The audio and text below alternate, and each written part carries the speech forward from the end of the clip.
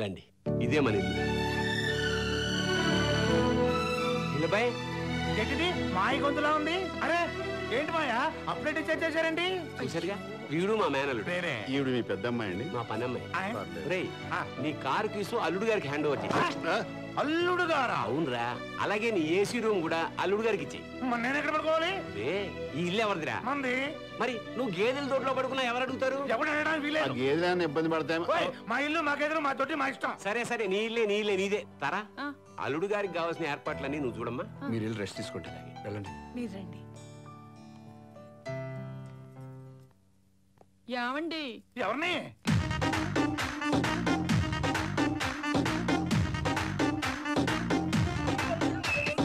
ఆకలేస్తే ఆకలేస్తే ఆకలేస్తే అన్నం పెడతా, అది చూస్తే పొయ్యం పెడతా, మూడొస్తే ముద్దులు పెడతా చిన్నోడా.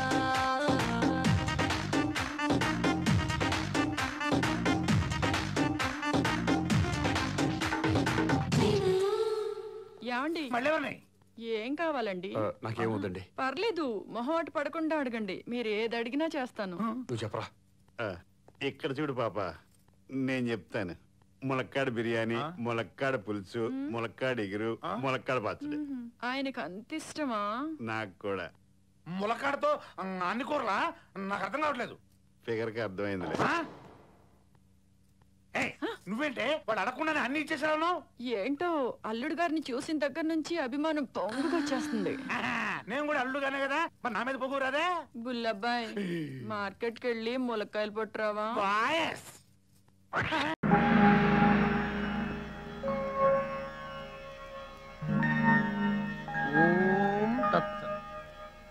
వత్స ఆనందం.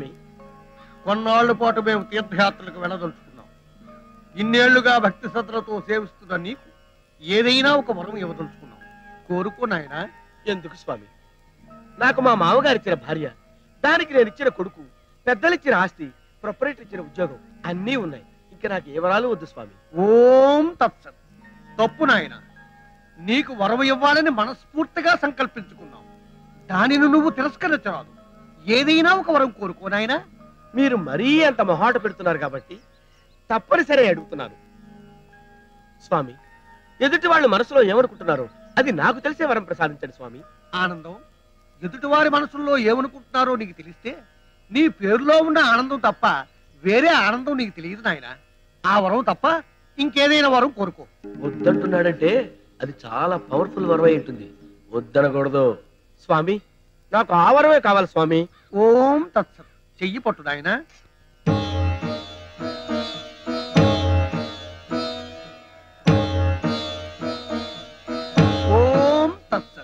వత్స ఆనందం, నీకు ఈ క్షణం నుండి ఎవరి మనసుల్లో ఏమనుకుంటున్నారో స్పష్టంగా తెలుస్తుంది నాయన. ఓం తత్సత్. ధన్యుడి స్వామి. శుభమానాలు అశుభమానాలు తెలియట్లేదు నాయన. మీరు మనసులో ఏమనుకుంటున్నారో నాకు అర్థమైంది స్వామి. శుభమానాలు అశుభమానాలు తెలియని సంకట స్థితిలో ఉన్నారు. మీరు నాకు వరం ఇచ్చారుగా, మిగతాది నేను చూసుకుంటాను. వెళ్ళిరా నాయన. ఓకే, బాయ్ స్వామి. నమస్కారం సార్. నమస్కారం. ఈయన ఎంత మంచివారో.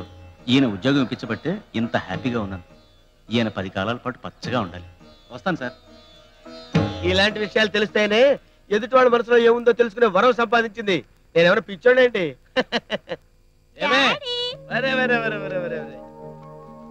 బుజ్జి కన్నా ఏమే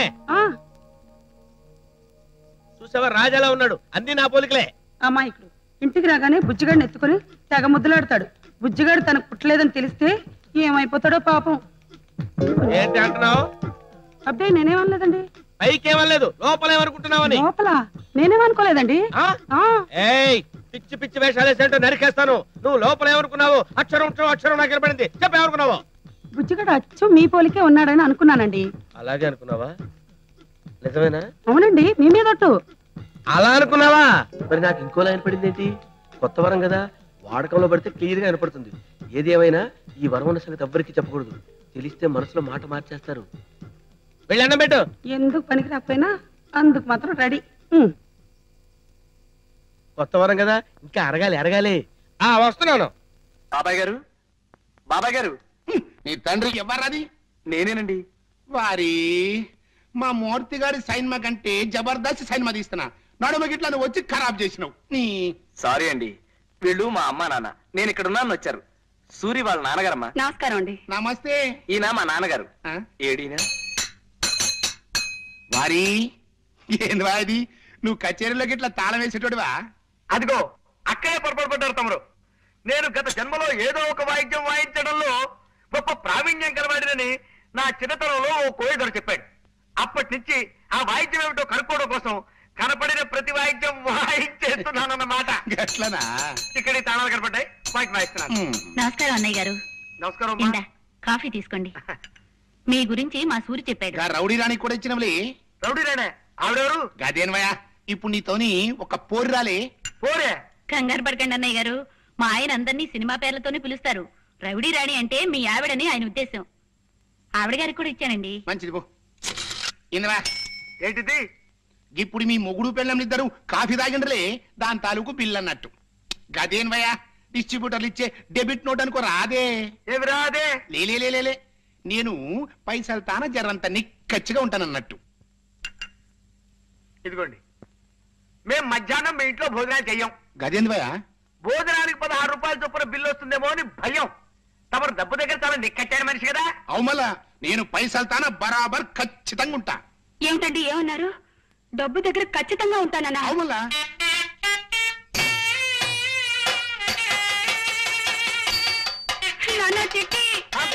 ఆవేశపడకు, ఆగిపో. కావలించుకుంటే చొక్కా నలిగిపోయింది కాబట్టి అందుకు 10 రూపాయల బిల్లు అంటాడా? ఓరి బ్రేచుడా, దుర్మార్గంతో మా సంస్కృతిని ఏంటా ఇది పట్టుకోవడం అంటే పిసికేయడమేనా? పిసికేయడమేనా అంటున్నాను. సారీ ఏంటి? ఏమైనా మూర్తి ఎక్కడ తీసుకొచ్చావు? ఏం మంగళ షాప్ తీసుకొచ్చావు? సారీ అంటే సారీ ఏంటి? మీ తాలూకానా? అరే కొంచెం మెల్లిగా. మీ తాలూకానా అడుగుతున్నాను. కాదు సార్. 30 years ఇక్కడ, 30 years యాక్టింగ్, 30 years ఆర్టిస్టు జీవించాలి. టేక్ 15. ఓరి ప్రౌచుడా, ద్రోహంతో మమ్మల్ని వంచన చేసి దుర్మార్గంతో మా సంస్కృతి కింద డైలాగ్ ఫ్లో లేదయా? ఏంటిది డైలాగ్ ఫ్లో లేదయా? రైటర్ ఎక్కడ? ఆడెవడో డైరెక్టర్ కదని మన రైటర్స్ కాపీ కొట్టారటండి. ఆడెళ్ళేమో చాంబర్ లో కేసు పెట్టాడు, వీళ్ళు మాట్లాడడానికి వెళ్ళారు. Immediate one more take 48. ఓరి క్రౌచుడా, ఏంటి ఆ సౌండ్? ఏంటి సార్ ఆ సౌండ్? ఏంటి? Butter paper sir. మాకు తెలుసు, 30 years నుంచి ఇండస్ట్రీలో ఉన్నాం. ఏ పేపర్ ఏంటో మాకు తెలీదా? డైలాగ్ చెప్పు. నిన్ను ఖండాలుగా నరికి. ఏంటి నాతోనే గేమ్ సార్? 30 years ఇండస్ట్రీలో లేకుండా చేస్తా నేను. ఫస్ట్ నుంచి రా. ఓరి మ్లేచ్చుడా. ఓరి డైలాగ్ చెప్పడం రాదే, పైగా శంబళం 1.5. టేక్ 63. టేక్ 91. టేక్ 100. టేక్ 125. ఓరి మ్లేచ్చుడా, ద్రోహంతో మా మధ్యతనాన్ని వంచి, దౌర్జన్యంతో మా ఆలయాల్ని కూలదూసి, దుర్మార్గంతో మా సంస్కృతిని నాశనం చేసి, దోపిడీతో మా సంపదని సొంతం చేసుకొని, నీది అనేది ఏదీ లేని ఈ దేశాన్ని నాది అనే స్థితికి వచ్చిన నీకు దమ్ముంటే, ధైర్యం ఉంటే న్యాయబద్ధమైన కట్క యుద్ధమునకు రమ్ము. మా హైందవ వీరుల బొగతనం ఏమిటో చూపిస్తాను.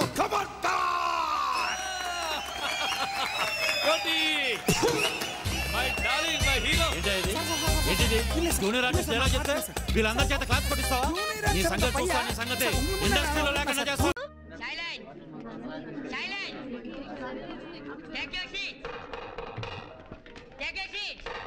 అందరూ కూర్చున్నారా?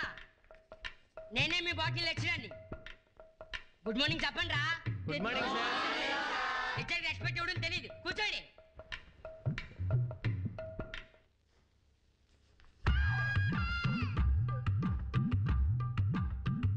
ఈ రోజు మన బాట్ని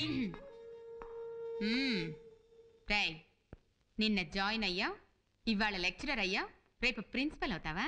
మీకోసం ఏదమ్మని అవుతాను మేడం. ఓయ్ ఏంటా చూపు.